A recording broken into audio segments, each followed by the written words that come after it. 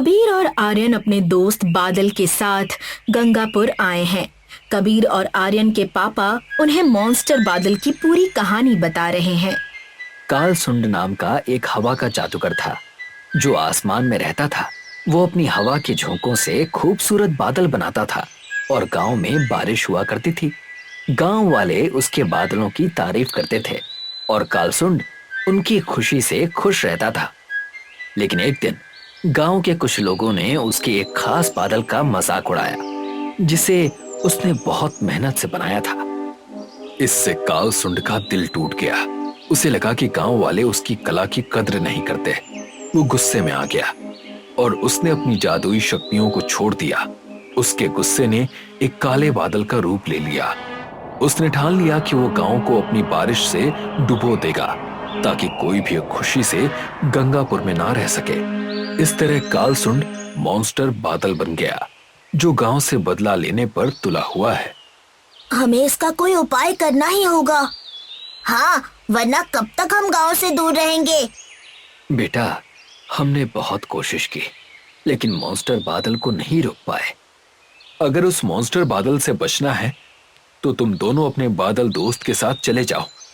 हम ऐसे पूरे गांव को छोड़कर नहीं जा सकते। इस मॉन्स्टर बादल का कुछ तो उपाय करना ही पड़ेगा। उसे रोकने का एक उपाय है। बताओ ना, क्या उपाय है? जब कालसुंड अपने गरजते हुए बादलों के साथ गांव के ऊपर मंडराता है तो गांव में अंधेरा छा जाता है और लोग डर के मारे घरों में छुप जाते हैं। तभी गांव के पुराने गुफा से चमक उठती है। वहां जाकर हमें कालसुंड के बारे में पता चल सकता है। तो चलो वहां चलते हैं। आर्यन और कबीर कालसुंद बादल का राज जानने के लिए उस गुफा के पास पहुंचते हैं। गुफा के अंदर जाने में डर लग रहा है। हाँ, कहीं वहाँ कालसुंद खुद तो नहीं बैठा? मैं साथ हूँ ना, तुम लोग डरो मत। आर्यन, कबीर और बादल तीनों गुफा के अंदर जाते हैं तो देखते हैं कि अंदर से रोशनी आ रही है। ये लोग रोशनी की ओर बढ़ जाते हैं। काफी अंदर जाने के बाद उन्हें एक छोटी सी परी चंद्रिका दिखती है। उसकी चमकीली पंखें हैं। हम लोग गंगापुर गांव से आए हैं। हमें कालसुंद बादल का राज जानना है। मैं उसके बारे में कोई राज नहीं जानती। फिर जब भी कालसुंड गंगापुर पर मंडराने लगता है तो इस गुफा से कैसी रोशनी निकलती है? वो मैं अपने जादू से उसे रोकने की कोशिश करती थी। गंगापुर वालों को बचाने की कोशिश करती थी, लेकिन वो बहुत ताकतवर है। मैं उससे गांव वालों को नहीं बचा पाती थी। परी की बात सुनकर कबीर और आर्यन बहुत उदास हो जाते हैं। अगर कालसुंद बादल को रोकने का कोई उपाय आपको मालूम हो तो प्लीज बताइए, नहीं तो वो मेरे पूरे गांव को डुबा देगा। तुम लोगों को कालसुंद बादल का राज हवाराम ही बता सकता है। ये हवाराम कौन है? हवाराम एक जादूगर है जो कालसुंद का भाई है। पहले दोनों भाई इंसानों के हित में अपनी जादुई विद्या का इस्तेमाल करते थे, लेकिन अब कालसुंद मॉन्स्टर बन चुका है, पर हवाराम अभी भी इंसानों की मदद करता है। फिर हमें हवाराम के पास चलना चाहिए, वही कुछ बताएगा। हमें हवाराम कहाँ मिलेगा? वो अपने गांव जादुई नगर में रहता है। परी इन लोगों को हवाराम का पता देती है। कबीर, आर्यन और बादल हवाराम के घर के लिए निकल पड़ते हैं। कबीर और आर्यन अपने दोस्त बादल के साथ जादुई नगर पहुंचते हैं। वहां कबीर और आर्यन देखते हैं कि जादुई पंख वाले जानवर हवा में उड़ रहे हैं। देखो, यहाँ तो बिल्लियों के भी पंख हैं, वो भी उड़ रही हैं। हाँ, वो देखो, यहाँ तो घर भी उड़ रहे हैं। कबीर और आर्यन जादुई नगर देखकर आश्चर्य से भर जाते हैं। ये लोग देखते हैं कि एक आदमी अपने जादू से बिल्ली बन जाता है। ये जादुई नगर तो बहुत मजेदार है। हवाराम का घर खोजने के बजाय मेरा तो मन कर रहा है यहाँ घूमने का। हम लोग बाद में भी घूम लेंगे, पहले हवाराम का घर ढूंढते हैं। जादुई नगर के सारे घर लगभग एक जैसे हैं। आर्यन, कबीर और बादल कंफ्यूज हो जाते हैं कि हवाराम का घर कौन सा है। तभी इन्हें चौराहे पर एक बूढ़ा बैठा हुआ मिलता है। बाबा, ये पता बता दीजिए। बूढ़ा आर्यन से वो कागज लेता है जिस पर पता लिखा हुआ था। अच्छा, यहाँ जाना है आपको? हाँ बाबा। यहाँ से 10 कदम आगे जाओगे तो एक कुआं दिखेगा, वहां से दाएं मुड़ जाना। फिर थोड़ा चलने के बाद एक स्कूल दिखेगा, वहां से बाएं हो जाना। फिर थोड़ा और चलने के बाद एक तालाब दिखेगा, वहां से बाएं हो जाना। फिर एक घर दिखेगा। अच्छा, वो घर हवाराम का है? नहीं, वो मेरा घर है। जाओ, मेरा चश्मा लेकर आओ, फिर मैं एड्रेस पढ़कर बताऊंगा। आर्यन, कबीर और बादल उस बूढ़े के घर जाते हैं और चश्मा लेकर आते हैं। बूढ़ा एड्रेस पढ़ता है। अरे, ये तो मेरे घर का एड्रेस है। क्या? तुम्हें किससे मिलना है? हमें जादूगर हवाराम से मिलना है। जादूगर हवाराम तो मैं ही हूँ। बोलो, क्या बात है? बाबा, हम लोग गंगापुर गांव से आए हैं। हाँ बाबा, हमारे ऊपर एक भारी मुसीबत आ गई है।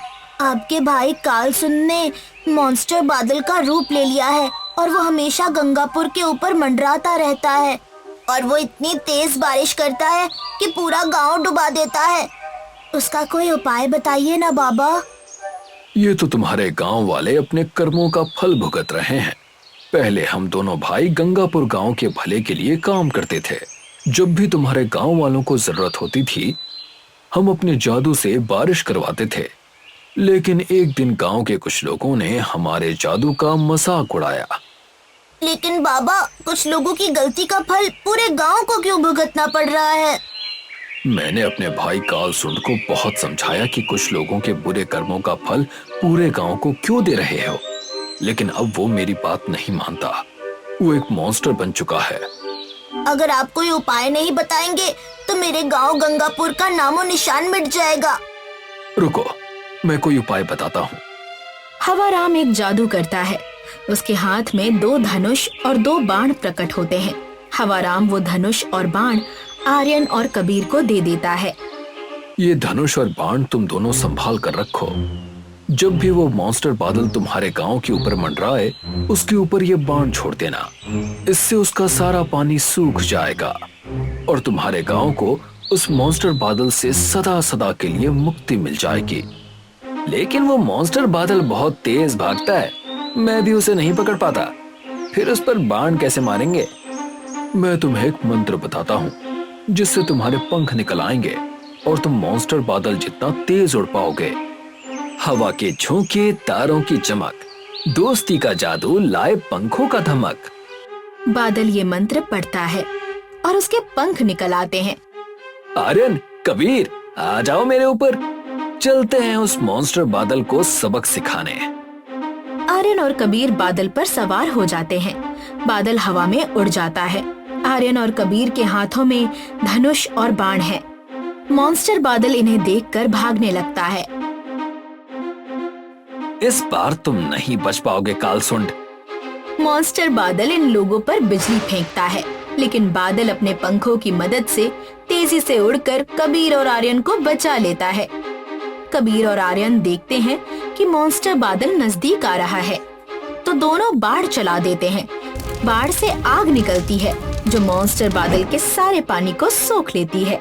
काला मॉन्स्टर बादल सफेद हो जाता है और फिर धुआं बनकर उड़ जाता है। कबीर और आर्यन दोनों खुशी से उछल पड़ते हैं। थैंक यू दोस्त। इसमें थैंक यू की क्या बात है? तुम्हारे बिना हम अपने गांव को मॉन्स्टर बादल से छुटकारा नहीं दिला पाते। चलो अब तुम्हारे गांव चलते हैं। आर्यन, कबीर अपने दोस्त बादल के साथ गांव पहुंचते हैं। वहां धूप खिली है। काफी दिनों बाद गांव वालों को धूप देखने को मिली है। मॉन्स्टर बादल का साया अब गांव से हट चुका है। गांव के लोग खुश हैं। सब खुशी से नाच रहे हैं। बहुत दूर पहाड़ों और नदियों के पार एक खूबसूरत गांव था। यहाँ आकाश हमेशा साफ नीला रहता, पेड़ पौधे मुस्कुराते और बच्चे खिलखिलाते थे। लेकिन इन सब के बावजूद इस गांव में गर्मी बहुत लगती थी, इतनी कि यहाँ आज तक फ्रिज में भी पानी ठंडा ना होता और ना ही कोई आइसक्रीम के मजे ले पाता। यहाँ हर कोई बस यही चाहता था कि हे भगवान, ये कौन सी पीड़ा है जो हम गांव वालों के पीछे पड़ी है। गर्मी से जान निकली जा रही है, इसीलिए तू बस मेरा एक काम कर दे, या तो इस गर्मी का नामो निशान मिटा दे, या फिर हमारे इंद्रपुर में चमत्कार से ही सही लेकिन बर्फ और आइसक्रीम की बारिश करा दे। क्या? बर्फ और आइसक्रीम की बारिश? कुछ भी कह रहे हैं आप चाचा। मदन की अजीब सी ख्वाहिश सुनकर आयान की हंसी निकल पड़ी, लेकिन वो जानता था कि इंद्रपुर में ना तो गर्मी कम होने वाली है और ना ही आइसक्रीम की कोई बारिश। मदन चाचा भी ना कुछ भी बोलते हैं। क्या हुआ आयान, ऐसे क्यों हंस रहे हो? कुछ नहीं माँ, वैसे सोच रहा था अगर हमारे गांव में सच में आइसक्रीम की बारिश हो जाए तो कितना मजा आएगा ना। क्या आइसक्रीम की बारिश? हाँ, कितना मजा आएगा। मजा तो आएगा, लेकिन दूसरों को, तुम्हें नहीं। याद है ना डॉक्टर ने क्या कहा था, तुम्हें आइसक्रीम से एलर्जी है।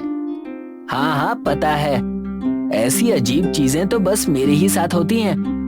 ये मेरे साथ ही क्यों होता है? नहीं, मुझे एक बार ही सही आइसक्रीम खानी है। हे भगवान, कृपया हमारे गांव में आइसक्रीम की बारिश करा दीजिए, एक ऐसी आइसक्रीम जिसे मैं खा सकूं। और ऐसी ही दुआ करते करते वो सो गया। तभी उसी रात गांव के पास के जंगल में एक बहुत बड़ा तारा गिर पड़ा। वो इंद्रपुर की जमीन पर गिरते ही पिघल गया, लेकिन चमत्कार हो गया। सुबह गांव वालों ने देखा उस पिघले तारे से आकाश में एक बड़ा गोल रंगीन बादल बन गया, जो गांव की एक जगह मंडरा रहा था। वो देखने में बिल्कुल आइसक्रीम जैसा था, नीला, गुलाबी और हल्का पीला। अरे ये क्या, ये तो गजब हो गया। मैंने कल ही भगवान से प्रार्थना की थी कि इंद्रपुर में आइसक्रीम की बारिश हो जाए, और आज भगवान ने उसे पूरा भी कर दिया। क्या बात है, मेरी जुबान को मानना पड़ेगा, जो बोलता हूँ वो सच हो जाता है। बादल को यूं देखकर मदन ने अपनी तारीफ करनी शुरू कर दी। तभी अचानक उस बादल से ठंडी चॉकलेट आइसक्रीम की बूंदें गिरने लगी। अरे ये क्या, अब तो बारिश भी होने लगी। चलो चलो गांव वालों, ऐसे खड़े मत रहो, जरा इस ठंडी आइसक्रीम का मजा तो लो। मदन के कहने पर सारे गांव वाले उस बादल के नीचे दौड़ पड़े और चॉकलेट की बारिश में भीगने लगे। बच्चे उछल पड़े, बड़े बूढ़े भी बाल्टी, मटके और छाते लेकर दौड़ने लगे। तभी पास से गुजरते आयान ने उन्हें देख लिया। अरे ये आवाज कैसी? अरे ये क्या, आइसक्रीम के बादल, और सब उसकी बारिश में भीग रहे हैं। ये कैसे हो सकता है? मुझे जाकर देखना चाहिए। आइसक्रीम की खातिर आयान उस बादल की ओर जाने ही वाला था कि उसे अपनी माँ की बात याद आ गई, जिसके मुताबिक आयान को आइसक्रीम खाना मना था। रहने दे आयान, ये सब तेरे लिए नहीं है, यहाँ से चले जाना ही ठीक होगा। और आयान वहाँ से नाराज होकर चला गया। लेकिन आइसक्रीम की बारिश के कारण गांव में उत्सव शुरू हो गया। हर दिन इंद्रपुर में रंगीन और स्वादिष्ट बारिश होती, कभी स्ट्रॉबेरी, कभी पिस्ता, कभी आम। लोगों ने उसे नाम दिया जादुई आइसक्रीम का बादल। अब लोग उसमें सिर्फ भागते नहीं थे, बल्कि उससे पैसे भी कमाना चाहते थे। अरे माया सुनो तो, मैं ये स्टील की बाल्टी लेकर उस बादल के पास जा रहा हूँ। लौटते समय ढेर सारी आइसक्रीम लेकर आऊंगा, फिर हम इसे जादुई आइसक्रीम के नाम से बेचना शुरू करेंगे और खूब पैसे कमाएंगे। धीरे धीरे सारे गांव वाले भी मनोज की तरह ही सोचने लगे। वो भी बाल्टियां भर भर के आइसक्रीम लेकर पास के गांवों में जाते और उसे बेचकर पैसे कमाने लगे। लेकिन गांव वालों के लिए इस बढ़ते लालच का परिणाम भयानक निकला। धीरे धीरे आइसक्रीम के बादल और अधिक घने होने लगे और उनसे इतनी ज्यादा आइसक्रीम बरसने लगी कि हे भगवान, ये सब क्या हो गया? मैंने तुझसे सिर्फ आइसक्रीम की बारिश मांगी थी, पर ये तो हद हो गई। अब हम क्या करें? ये बादल तो जादू के बाद अब श्राप बन गया। नहीं, ऐसा नहीं हो सकता। पूरे खेतों में बर्फ जम गई है, जानवर बीमार पड़ने लगे हैं और बच्चे सर्दी से कांप रहे हैं। हे भगवान, पूरा गांव एकदम ठंडा और सुस्त हो गया है। ये बारिश अब रोक दीजिए भगवान, रोक दीजिए। जो कुछ भी इंद्रपुर में हो रहा था वो सबकी समझ के बाहर था। किसी को नहीं पता था कि इस आइसक्रीम बादल ने अचानक इतना भयानक रूप क्यों ले लिया। आखिर ये हो क्या रहा है? ये बारिश तो रुकने का नाम ही नहीं ले रही। बारिश का ये रूप देखकर आयान भी बेहद परेशान हो गया। धीरे धीरे अब गांव पूरी तरह आइसक्रीम की बारिश से भरता जा रहा था। इससे लोगों की जान को खतरा भी हो सकता था। आयान से ये सब देखा नहीं गया। नहीं, मैं इसी तरह चुपचाप बैठकर ये सब नहीं देख सकता। मुझे कुछ करना होगा। हाँ, कुछ तो करना ही होगा। आयान घर से एक बाल्टी उठाता है, छाता लेकर बाहर निकलता है। उसे देखकर आयान की माँ चिंतित हो जाती है। आयान, बेटा आयान, रुको, ये तुम क्या कर रहे हो? मैं इस आइसक्रीम की बारिश को बाल्टी में इकट्ठा कर रहा हूँ माँ। लेकिन तुम्हें ये सब करने की जरूरत नहीं है बेटा, तुम्हें इससे परेशानी होगी, याद है ना? हाँ माँ, लेकिन मैं अपने गांव को इस तरह डूबता हुआ नहीं देख सकता। आप मेरी चिंता मत कीजिए, देखिए मुझे कुछ नहीं हुआ। वाह, आयान की बहादुरी की कोई मिसाल ही नहीं। अपने पूरे गांव को परेशान देखकर वो अपनी परेशानी भूल चुका था। उसने जैसे तैसे आइसक्रीम इकट्ठा की और फिर उसे आसपास के गांव के गरीब बच्चों में बांट दिया और तभी चमत्कार हो गया। अरे ये क्या, बारिश कम हो गई? ऐसा कैसे हो सकता है? आयान को कुछ समझ नहीं आ रहा था, लेकिन फिर भी उसने अपना काम नहीं रोका। अब वो हर रोज आइसक्रीम इकट्ठा करता और आसपास के गांव के जरूरतमंद बच्चों में बांट देता। बारिश कम होती गई। अब उसे समझ आ चुका था कि असल समस्या क्या थी। अरे ये क्या, ये बारिश तो धीरे धीरे शांत होने लगी है। लगता है मेरी जादुई जुबान ने फिर से अपना कमाल कर दिखाया। तुम्हारी जुबान ने नहीं, ये काम मेरे बेटे ने किया है। मतलब तुम लोग स्वार्थी हो। जब तुम सब गर्मी से परेशान थे तब तुमने ना जाने भगवान से क्या क्या मांग लिया, और जब तुम्हारी इच्छा पूरी हुई तब तुम सबने क्या किया? बाल्टियां भर भर कर आइसक्रीम बेचनी शुरू कर दी और उससे पैसे कमाने लगे। लेकिन तुम सब भूल गए कि ये चमत्कार तुम सबके भले के लिए था, पैसे कमाने के लिए नहीं। तुमने इसे बांटने के बजाय अपने स्वार्थ के लिए इस्तेमाल किया।